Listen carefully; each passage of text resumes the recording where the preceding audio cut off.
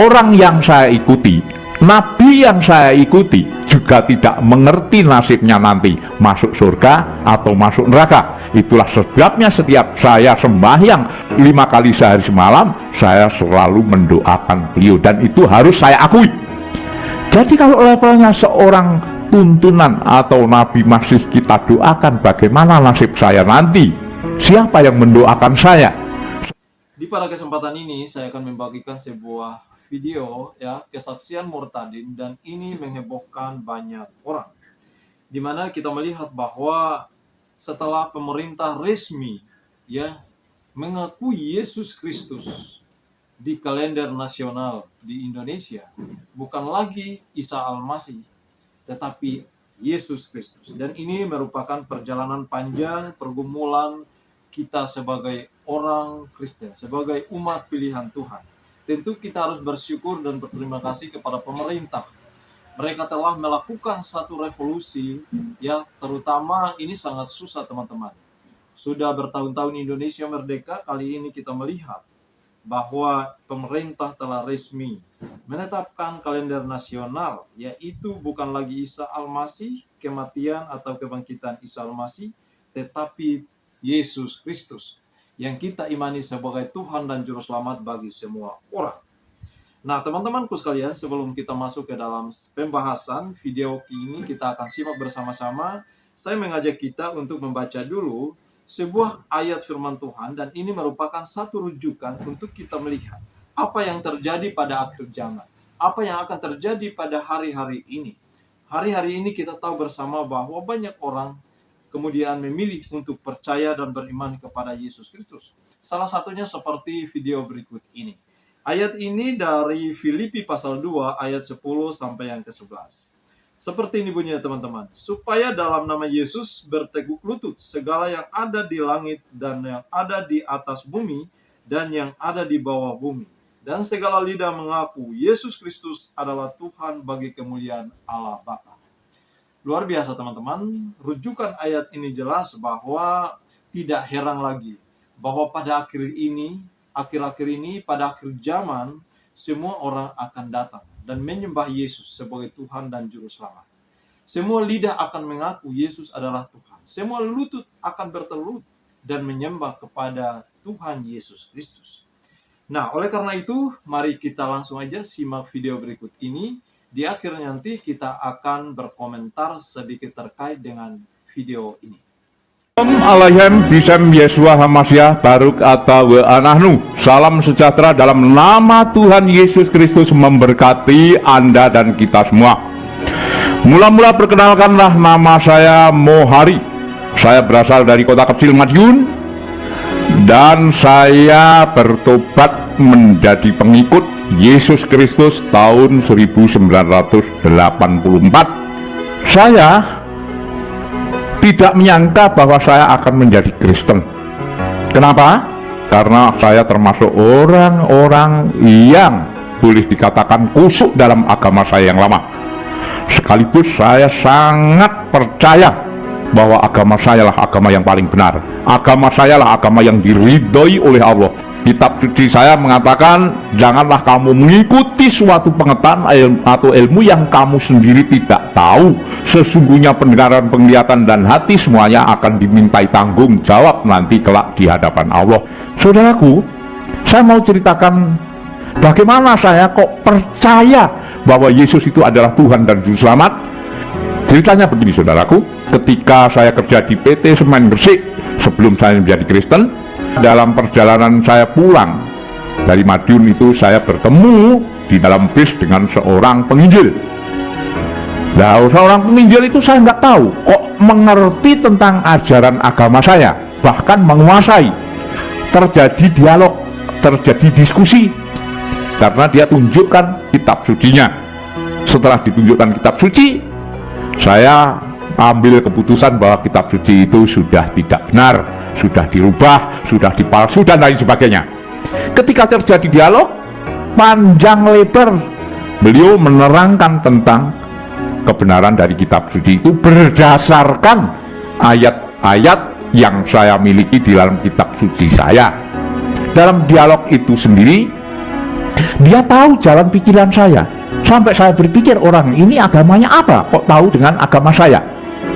Nah, dari dialog itulah saya tidak bisa memberi jawaban ketika beliau menanyakan hal-hal tentang keselamatan. Ketika ditanya tentang keselamatan, memang saya bingung. Selama ini saya belajar tentang agama saya hanya syariatnya, hanya boleh dikatakan kulitnya saja. Tapi sampai detailnya ke dalam, itu tidak pernah diajarkan tentang tujuan beragama itu adalah keselamatan jiwamu, yaitu ketika kita dipanggil Tuhan ini masuk surga atau masuk neraka. Nah, dari sinilah saya berpikir, kenapa kok selama ini saya belajar kok nggak mengarah ke situ. Dalam dialog itulah banyak beliau mengupas jaminan keselamatan baik di dalam agama saya maupun agama yang saya nggak tahu dia itu persisnya Islam atau Kristen, saya juga nggak tahu. Tetapi toh akhirnya dia mengaku setelah saya bertobat, dia katakan dia juga dari agama lama seperti apa yang saya anut. Saya merenung, kalau saya menjalankan syariat agama dengan sungguh-sungguh, tapi ujung-ujungnya akhirnya saya nggak selamat, bagaimana saya ini? Karena tujuan umat beragama itu pada hakikatnya setelah dia nanti meninggal, dua pilihan, surga atau neraka. Karena di dalam agama saya, jujur aja, keselamatan itu tidak pernah diceritakan secara pasti, hanya kata semoga, insya Allah, ya. Nah, dalam dialog ini akhirnya saya mengalami kalah total, karena beliau memang saya akui pakar, ngerti. Ketika beliau tanya tentang keselamatan di dalam agama saya, memang saya jujur aja, saya tidak mengerti. Karena apa? Orang yang saya ikuti, nabi yang saya ikuti juga tidak mengerti nasibnya nanti masuk surga atau masuk neraka. Itulah sebabnya setiap saya sembahyang 5 kali sehari semalam, saya selalu mendoakan beliau, dan itu harus saya akui. Jadi kalau levelnya seorang tuntunan atau nabi masih kita doakan, bagaimana nasib saya nanti? Siapa yang mendoakan saya? Setelah sampai di Mojokerto, akhirnya beliau mengingatkan saya, Har, ingat, kita hidup ini cuma sekali, jangan sampai salah pilih, sesal kemudian tidak ada gunanya, tidak ada manfaatnya. Dia mengatakan, tiap yang berjiwa akan mati, hanya kepadanya kamu dikembalikan. Ingat, ya? Iya, kalau kamu bisa kembali ke sono dengan selamat, nggak apa-apa. Kalau nggak selamat, kamu akan menjadi roh gentayangan. Itu kamu harus ingat. Waduh, saudaraku, merinding saya. Beliau turun di Mojokerto. Saya bablas turun ke Surabaya. Dari Surabaya saya langsung ke Gresik. Saya nggak sabar, saya buka kitab suci saya dari berbagai terjemahan.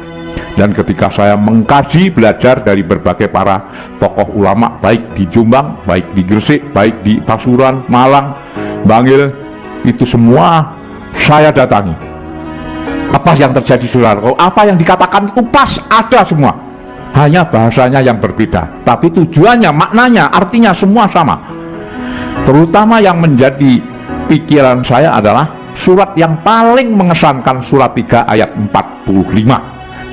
Malaikat Jibril mengatakan, wahai Maryam, sesungguhnya Allah memberi kabar gembira dengan kelahiran seorang putra, namanya Al-Masih Isa putra Maryam, seorang terkemuka di dunia dan di akhirat, dan salah seorang yang dekat dengan Allah. Saudaraku, yang perlu digarisbawahi adalah terkemuka di dunia dan di akhirat. Padahal dunia akhirat itu milik Allah. Bukan itu saja, Isa akan datang menjadi Imam Mahdi dan Hakim yang adil. Padahal Hakim yang adil itu adalah Allah. Setelah saya kaji, rupanya Nabi Isa itu rohnya adalah roh Tuhan, roh Allah. Dan firman yang keluar dari mulut Isa itu adalah firman Tuhan. Karena saya ini terus bekerja sambil merenungkan apa yang saya tulis di dalam folio ini, akhirnya saya tidak mendapat jawaban yang pasti siapa sebenarnya pribadi Isa Al-Masih ini. Sampai orang Kristen menyembah padahal dia hanya manusia saja. Saya bingung, siapa yang bisa menerangkan, siapa yang bisa menjawab semua yang tertulis di sini. semuanya para kawan-kawan saya yang saya anggap senior saya menerangkan, tapi saya nggak puas. Saya tidak pernah merasakan puas. Karena apa? Sedikit banyak saya tahu bahasa Arab. Jadi kalau sampai dikibulin atau ditafsirkan semau gue, saya juga ngerti. Nah, intisarinya karena ini menimbulkan pikiran saya kacau, mempengaruhi kondisi kerja saya. Akhirnya saya dipecat. Lah, dari beberapa ulama, dari tokoh mubalik, dari ustadz, dari kiai, semua jawabannya tidak memuaskan batin saya. Nah, saudaraku, apa yang terjadi? Karena saya tidak bisa dialog dengan mereka, karena saya dikatakan bahwa saya terlalu banyak protes, banyak tanya, sehingga banyak para kiai yang tidak setuju, bahkan mencaci maki saya. Bahkan saya dikatakan nanti jangan-jangan kamu murtad, masuk Kristen. Ada yang mengatakan saya ini anteknya Yahudi, ada yang mengatakan bahwa saya ini sudah disogok oleh orang Kristen. Akhirnya saya putus asa dan ingat sama Pak Yusuf. Ketika saya ingat Pak Yusuf, saya balik. Pagi sekali saya balik ke Mojokerto. Saya cari alamatnya, pas ketemu. Akhirnya beliau tanya, gimana? Sudah Pak, sudah saya bicarakan, sudah saya kaji, sudah saya cocokkan dalam kitab suci saya, memang ada. Hanya perbedaan tafsiran saja semuanya itu. Akhirnya saya tanya, gimana Pak?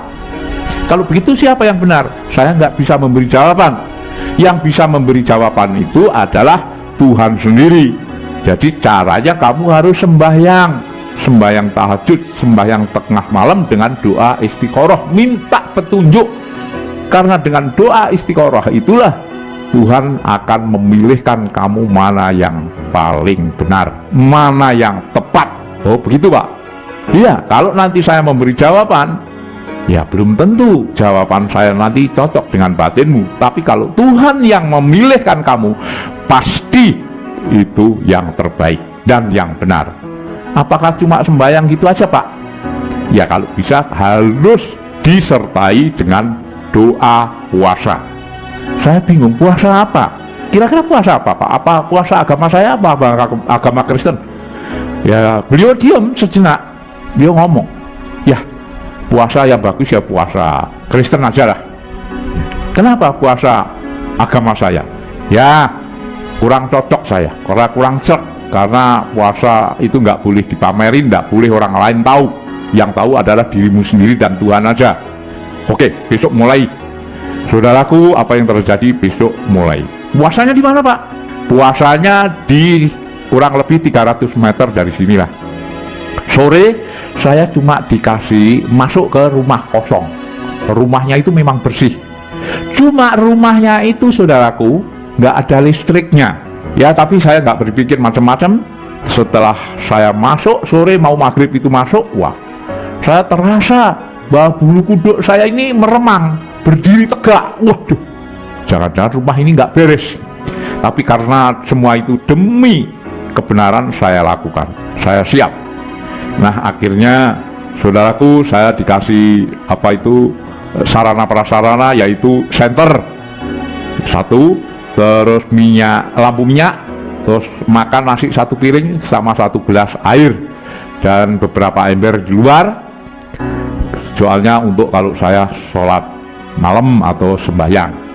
Nah setelah itu saya lakukanlah. Akhirnya saya diajak berdoa sesuai dengan agama masing-masing. Beliau pakai doa agama Kristen, saya ditinggal. Saudaraku, saya merasakan betapa saya selama di rumah kosong itu, mulai dari jam 9, 10, 11 sampai pagi itu godaan itu ada aja.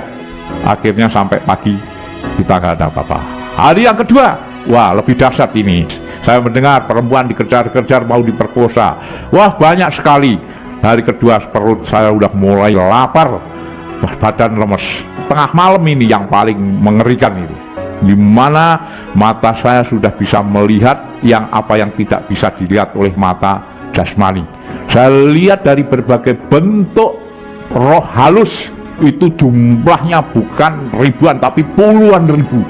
Mereka yang ada yang kepalanya binatang, ada yang lidahnya menjulur, ada yang pakai tanduk, ada segala macam lah. Ada yang tidak sempurna, namanya juga bangsa lelembut atau bangsa halus. Jadi dari berbagai macam bentuk ada semua. Nah, akhirnya sampai pagi saya kuat, walaupun lemes. Malam yang terakhir, disitulah godaan yang paling mengerikan. Apa yang saya lihat itu seperti alam nyata, di mana godaan mulai dari jam 11, 12, jam 1 sampai jam 2 terus menerus godaan itu.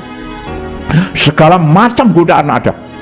Klimaknya yaitu ketika saya didatangi oleh makhluk besar tinggi, itu kakinya menjejak tanah. Saya dikatakan, bangsat kamu manusia, gara-gara kamu di sini nggak pergi dari sini, semua anak buahku kepanasan seperti dibakar. Minggat nggak? Tapi saudaraku, saya tidak berkeming. Saya terus panjatkan doa dan saya baca ayat-ayat Quran, termasuk ayat kursi, termasuk segala macam apa yang diperintahkan jikalau kita menghadapi makhluk-makhluk gaib. Terakhir, saya dibawa di alam lain. Saya dibawa di tengah rel kereta api dalam keadaan hujan rintik-rintik. Di tengah rel kereta api itulah saya seperti nyata. Ini bener nggak? Kok tiba-tiba saya di tengah rel kereta api di luar rumah yang saya tempati itu? Wah, ini godaan lagi. Saya wiritan, saya makin wiritan, terus minta perlindungan kepada Tuhan. Saudaraku, apa yang terjadi? Tiba-tiba kereta api itu nongol 100 meter dengan sinarnya yang terang itu, dia ngebel tot sampai beberapa tombak dari tempat saya berdiri dia masih ngebel. Tapi saya makin teguh, akhirnya kereta api itu langsung nabrak saya, lebes. Nggak taunya cuma angin besar. Dan dari situlah saya merasakan bahwa semua ini hanya godaan palsu saja. Tiba-tiba saya sudah berada di rumah tadi. Disitulah ada terang, ada sinar yang luar biasa terangnya, seperti matahari yang ada di atas kepala saya. Kaget saya lihat kanan kiri, loh, katanya sudah diputus. Ini sinar dari mana ini? Saya bingung nyari. Terangnya memang luar biasa, tapi hebatnya, anehnya, sinar itu tidak panas. Sinar itu kelihatannya dingin, sejuk. Saya merasakan tenang, damai, sukacita, sejahtera. Dari situlah saya dipaksa sujud. Tiba-tiba ada bayangan tangan di atas kepala saya. Ketika saya sujud, saya lirik, tangannya siapa? Kenapa tangan itu kok bolong tengahnya? Ini tangannya siapa? Saya batin aja. Ini godaan lagi. Nah, tiba-tiba ketika saya mengatakan artinya Allah, maksudnya cuma gitu aja. Nah, dari situlah saudaraku, saya mendengar suara. Suara itu begitu lembut, menyentuh hati yang paling dalam. Dia mengatakan, wahai hari anakku, akulah Yesus Kristus, Tuhan dan Juru Selamat. Akulah roti hidup, akulah air hidup, akulah kehidupan. Marilah ikut aku, kamu akan selamat di dunia dan di akhirat. Ini suaranya siapa kok mengatakan Yesus? Yesus yang mana? Jangan-jangan godaan. Dia mengatakan, damai sejahtera ku berikan kepadamu, damai sejahtera ku tinggalkan kepadamu. Apa yang kuberikan kepadamu tidak seperti apa yang dunia berikan kepadamu. Damai, damai, damai. Hilanglah suara itu beserta hilangnya sinar yang terang tadi. Saudaraku, akhirnya apa yang terjadi? Saya tanda tanya, kemana Tuhan saya? Kok tiba-tiba yang nongol kok Yesus? Tuhannya orang Kristen, Tuhannya orang kafir. Kemana Nabi saya? Saya sholawat terus menerus, saya puji dia, saya agungkan dia. Tetapi yang nongol kok Tuhannya orang Kristen. Dari sinilah saya tanda tanya, kemana Tuhan saya? Siapa sebenarnya Tuhan?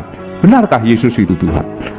Walaupun Yesus sendiri mengakui bahwa Ia adalah Tuhan dan Juru Selamat. Sampai saya jam setengah tujuh saya dibangunkan sama anaknya Pak Yusuf. Om bangun. Saya diem nggak jawab. Akhirnya si anak ini masuk, saya dibangunkan, terus disusul dengan Pak Yusuf, dipegang pergelangan tangan saya, dikasih minum. Rupanya penglihatan tadi, saudaraku, penglihatan roh-roh halus tadi masih nampak, nggak hilang-hilang. Sampai saya bingung, wah ini kalau sampai begini terus jadi apa ini, saya gila, jadi orang gila. Nah, kalau saya ceritakan masih banyak ya cerita itu tadi, tapi biarlah ini semua menjadi saksi bahwa Yesus Kristus itu memang Tuhan dan Juru Selamat. Karena apa? Saya mencari Tuhan saya, tetapi yang muncul adalah Yesus Kristus Tuhan dan Juru Selamat. Walaupun saya punya pengalaman demikian, saya tidak langsung percaya. Karena apa? Saya ingin belajar kekristenan itu harus tahu persis. Jangan sampai saya ini nanti kalau memang jadi Kristen ikut-ikutan. Pak Usop melihat saya, kamu gimana sih? Kan sudah dijawab, kok kenapa kok kamu masih nggak percaya bahwa Yesus itu Tuhan? Ya memang saya sudah diketemukan dengan tokoh-tokoh Kristen yang saya anggap pinter lah. Tapi karena latar belakang saya yang berbeda, saya sulit memahami itu.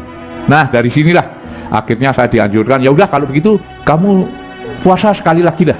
Akhirnya saya niat puasa lagi 1 hari 1 malam. Tapi belum sampai 1 hari semalam, 9.30 lah ya, saya udah dijawab pergi tinggalkan kota Surabaya menuju ke barat, ke Jakarta maksudnya. Nah dari situ saya sampaikan sama Pak Usop, ya udah berarti kamu harus pergi ke barat, ke Jakarta, ikuti apa yang menjadi petunjuk. Saya pergi ke Jakarta. Setelah Jakarta, saya naik bis dari Surabaya, saya ketemu kawan saya namanya Andreas ya, padahal namanya Kemis, tapi setelah Kristen namanya Andreas ya. Saya juga kaget gitu kan, namamu kok Andreas padahal dulu Kak Kemis. Ya saya mau sudah masuk Kristen. Kapan kamu masuk Kristen? 3 bulan yang lalu. Lah sekarang kamu mau ke mana? Saya mau ke guru saya. Gurumu siapa? Namanya Pak Hamran Hamri. Wah, namanya kok Islam. Wah, kamu Kristen kok gurumu Islam? Enggak, dia dari Islam gitu kan. Nah, terus dia cerita, ya udah aku pengen ketemu sama gurumu. Saya ingin berguru, saya ingin menimba ilmu. Apa sih Kristen itu? Bagaimana? Oh ya boleh. Nah dari sinilah seperti dituntun saja, saya langsung ke temannya Bapak Amran Amri. Karena sudah sore, saya diminta besok aja kembali. Saya dialog lah, besok paginya saya datang kembali 1 hari saudaraku. Dari jam 7 sampai setengah 7 malam, saya puas, saya merasakan betapa luar biasanya, betapa agungnya, betapa mulianya ajaran Kristen itu. Saya tanya, Pak, kalau boleh apa saya bisa menjadi muridnya Bapak? Nggak usah, kamu sudah punya dasar Islam, ambil aja buku saya. Saya ambil bukunya, saya nggak punya duit. Nggak, kalau nggak punya duit nggak apa-apa, ambil aja, pelajari apa-apa yang kamu tidak jelas, apa-apa yang kamu tidak paham, nanti tanyakan saya akan tuntun kamu sampai mengerti. Oke Pak, terima kasih. Nah dari situlah saya kembali lagi, setiap ada kesulitan saya tanya, akhirnya ketiga kalinya saya ditantang, udah kamu siap mau dibaptis? Dibaptis itu diapakan tanda pertobatan. Nah dari situ saya siap mau dibaptis. Saya ditawari sekolah di Akademi Teologi Maranatha, waktu itu di Cipogo, Bogor. Nah dari situlah saudaraku, saya sekolah teologi, kira-kira menempuh waktu 4 tahun lah ya, 4 tahun karena saya banyak di lapangan. Saya ditugaskan di Lampung dan puji Tuhan banyak yang bertobat karena memang saya senang. Nah sampai sekarang ini saudaraku, saya tetap melayani pekerjaan Tuhan karena saya merasa diselamatkan, karena merasa bahwa kebaikan Tuhan itu tidak bisa ditukar oleh apapun. Harta, kekayaan, derajat, pangkat, semuanya tidak ada nilainya dibandingkan dengan kemuliaan janji Tuhan di surga yang kekal bakal nanti.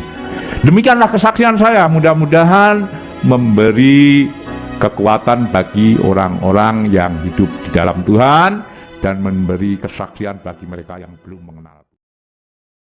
Bersyukur bahwa kesaksian para murtadin ini tidak pernah, selalu memberkati dan menguatkan iman kita untuk tetap percaya dan beriman kepada Tuhan Yesus Kristus. Bagaimana saudaraku sekalian, orang yang dulu tidak pernah mengenal Tuhan, orang yang dulu kusuk dalam menjalankan ibadahnya, akidah imannya, namun pada akhirnya mereka harus takluk di bawah kaki Tuhan. Mereka harus menyembah Tuhan sebagai Tuhan dan Juru Selamat pribadi. terus meningkatkan iman dan ketakwaan kita kepada satu pribadi, yaitu Tuhan Yesus Kristus.